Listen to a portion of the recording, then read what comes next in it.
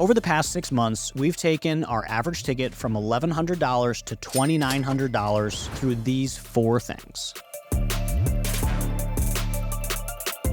Your average ticket is probably the most important number in your business. So what an average ticket is the average transaction size for your business. Now, there's a few different ways you can measure it. We're gonna try not to overcomplicate it. You measure your completed invoices by your total revenue. Hey, we did $10,000 over 10 invoices, so our average ticket is $1,000. That's how you calculate it. Average ticket matters a lot. When you're thinking about industry selection, average ticket matters. What's the difference between landscaping and roofing? Well, roofing has a $30,000 average ticket. Landscaping might have a $500 average ticket. That's a really big difference. And the way you're going to hire and the way you're going to drive leads and the way you're going to run your business and even staff your accounting department totally changes. Because in a landscaping company, if they're both a $20 million business, but one's average ticket is $30,000 and one is $500, the landscaping company has a lot more transactions. So there's just more going on. You're going to need more customer service agents. You're going to need more people in accounting. You're going to have more to do to solve those smaller ticket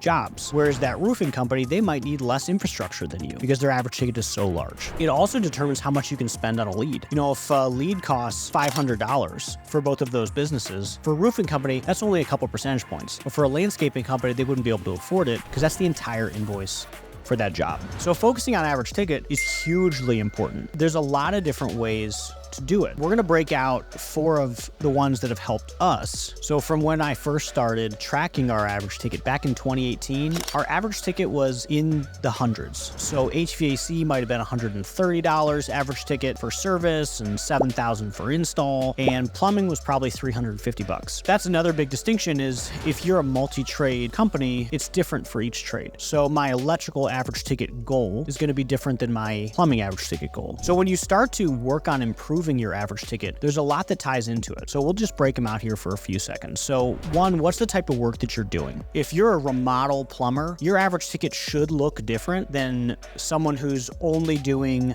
toilet repairs, small jobs, or drain cleaning. 2 totally different businesses. Average ticket's gonna look really different. 2, who's performing it? Who's the guy that's going out and estimating it? How much training have they gotten? What's your tech platform? How does your pricing structure work? How much are you literally charging an hour? That's a really big one. In home service, people charge as little as $80 an hour and as much as $1,000 an hour. So determining where you fit inside that spectrum, how much value are you providing to your customers is going to really determine your average ticket quite a bit. How much you're paying your guys, how much you're paying for leads, all these things matter. So over the past 6 months, we've made average ticket a really big focus. We wanted to get our average ticket from about $1,100, which was pretty good, to now about $2,900. And that's been a really big project for us, where now $2,900 is pretty close to best in class. I don't think we're best in class yet, but we're pretty close. And that's saying no to more jobs, that's doing a ton of training, that's hiring the right people, and that's pricing right. So let's break down those 4 things, because that's how we have more than doubled our average ticket in the past 6 months. So saying no to more jobs. So at the end of last year, we determined that we really had 6 core services. We have a bunch of job types, but we have 6 things that we do the best that drive the most value for our business. So these 6 things are the needle movers for our business. So the next logical question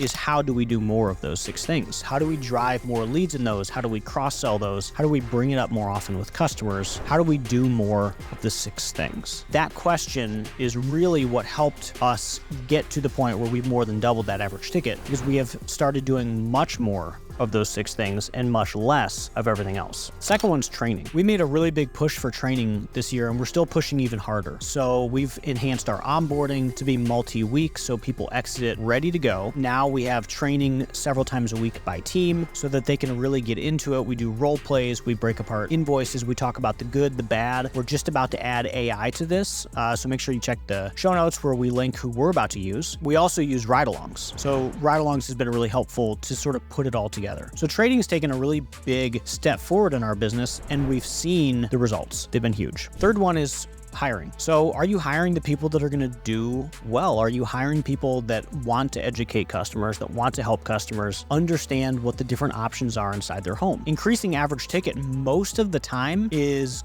going to be based on, are we offering options to customers? Are we talking about the different ways that we can help solve their problems today and in the future? And hiring is a big part of that. You have to hire people who are going to be receptive and willing to do that, which is huge. And the final one's pricing. You just have to make sure you're priced right. If you're priced at $200 an hour or $100 an hour, it's going to be really difficult to get to a really large average ticket. Best way to do this, you go through a flat rate calculator. We give one out at the workshop. We can put that in the show notes. And you go through and find out what you actually should be charging every hour based on your overhead and your tech's wages. And then that helps determine how you price yourself so that you can increase your average ticket. So those are the 4 ways that we've gone from an $1,100 average ticket in plumbing to a $2,900 average ticket in plumbing in 6 months.